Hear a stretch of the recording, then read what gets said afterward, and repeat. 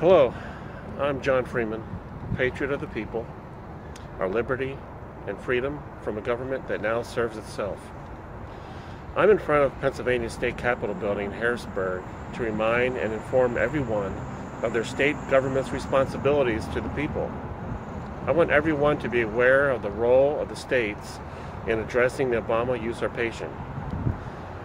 When the people are aware and informed, state officials across the nation will no longer feel at liberty to dodge their critical duty to protect their own state citizens. Since 2008, citizens have wrongly directed their anger against their enemy as if he were a misguided friend. Yes, that way of thinking means that many in this country have been misguided, largely due to unreliable and dishonest media. Still, we cannot focus on our errors except to correct them. We are always ultimately responsible for ourselves and our loved ones. We must identify the problem and focus on the resolution.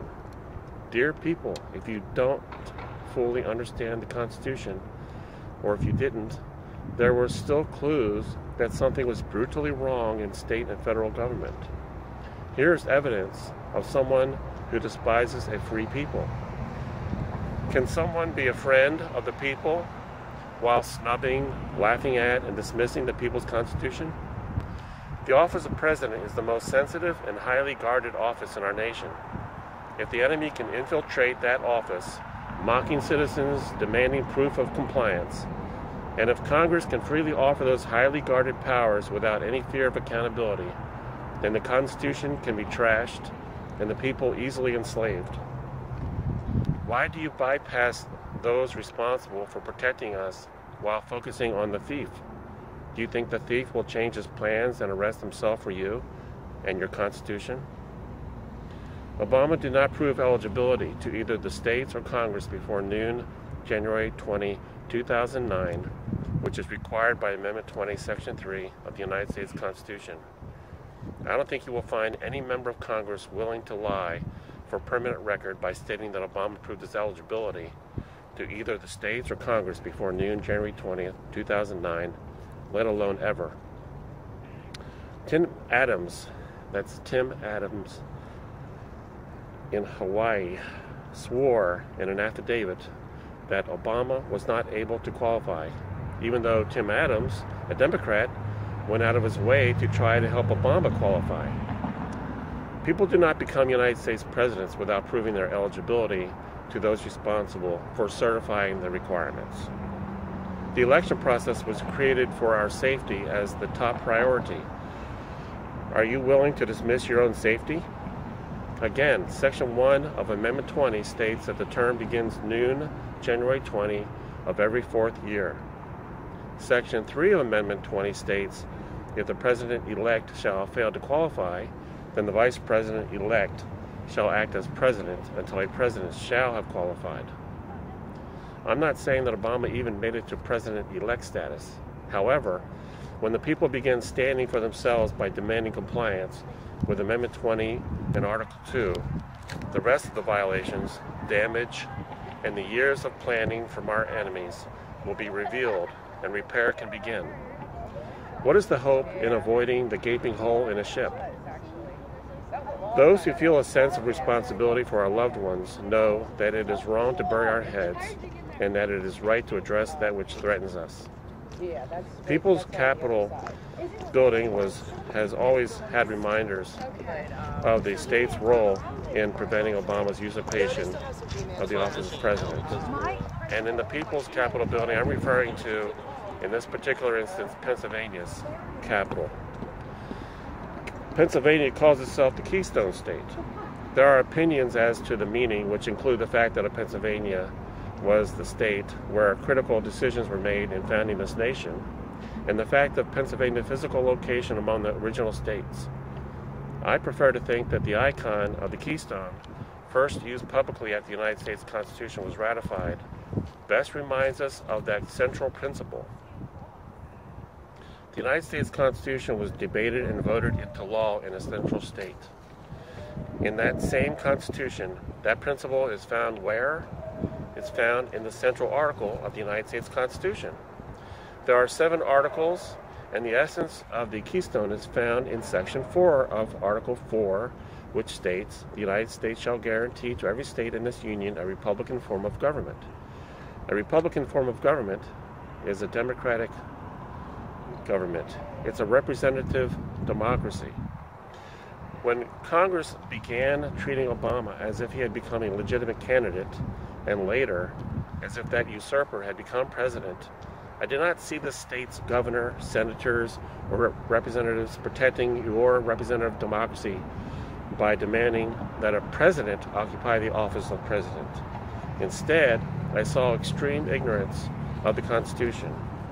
I also saw cowardice, self-service, and disrespect for citizens of this state and for the people overall.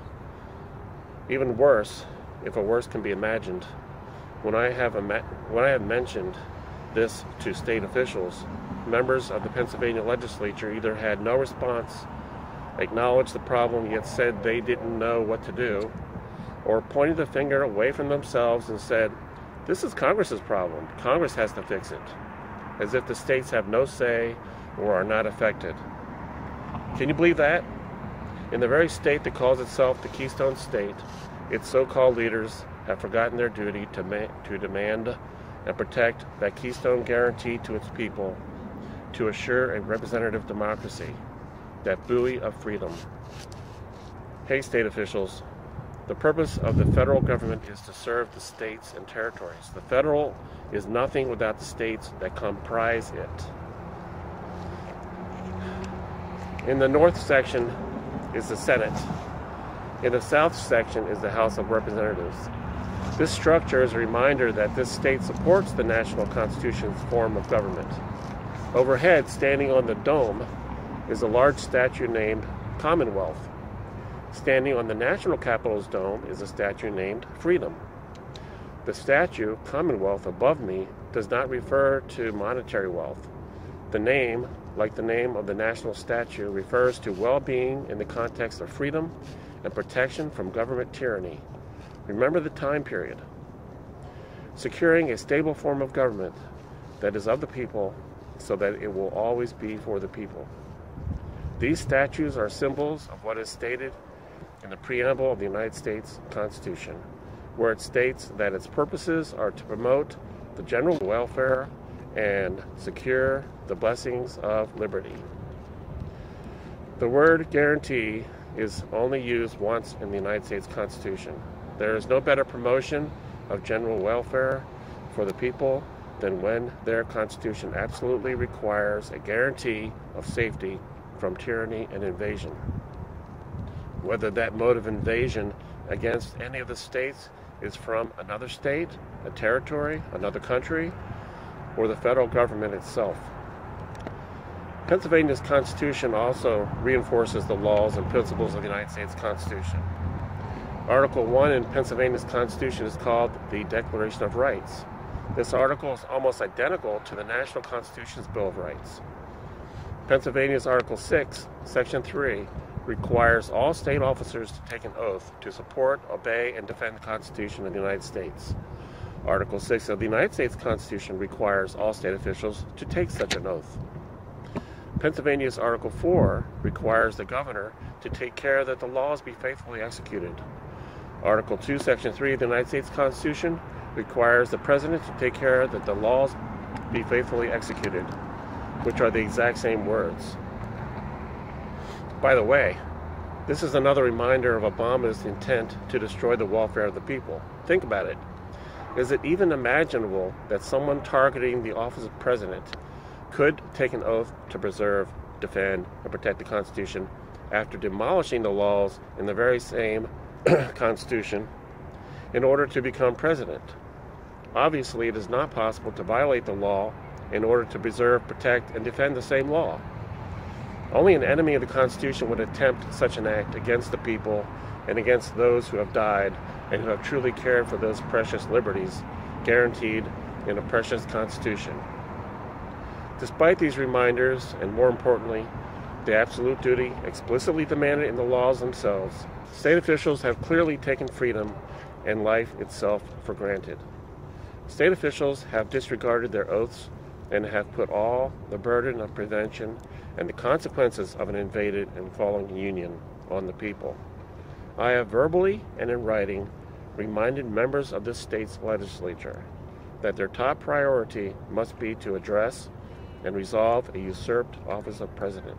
They must boldly claim their constitutional responsibilities to protect the people they serve. They should not make this top priority just because one person said so. They must make the current usurpation and invasion in our office of president their top priority because of the obvious.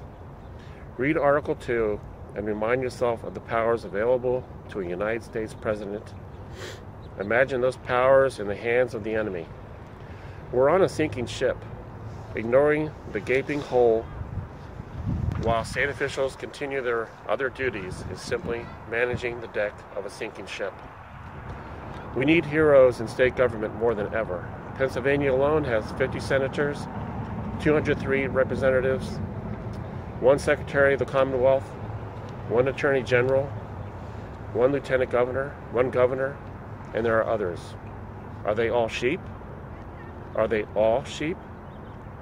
Is there one who will stand to defend the people they were elected to serve? And is there one who will honor their oath to the people? Have we reached that level of corruption warned by Benjamin Franklin, where both state and federal servants are only capable of mocking their duty, paint their portraits with our blood, and build their careers upon the broken backs of our children, who are destined to bear the burden the elected officials were elected to bear? There will be heroes, because mankind does not tolerate loss of their freedom when the threat is clearly seen against themselves or their loved ones. All state officials have taken an oath, and all citizens across the states watch their state's elected officials continue to forfeit an honorable duty that never required less than willingness for heroism and sacrifice. There will be heroes. The only question is whether they will be those whose duty it is, or will they be those whose duty it will become because of those who failed their sworn duty. Demand your state officials to face and address the usurpation of our office of president. Not knowing what to do is an unacceptable answer.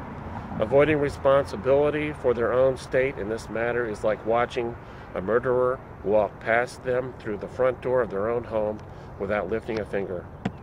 Remember that the United States is a union of states. The federal government's purpose is to serve each and every state, and that the purpose of every state's government is to protect the liberty of its citizens. Demand that your state officials do their jobs to repair the hole in our sinking ship and to repair the damage. Are we any less mortal than those who have fallen before us?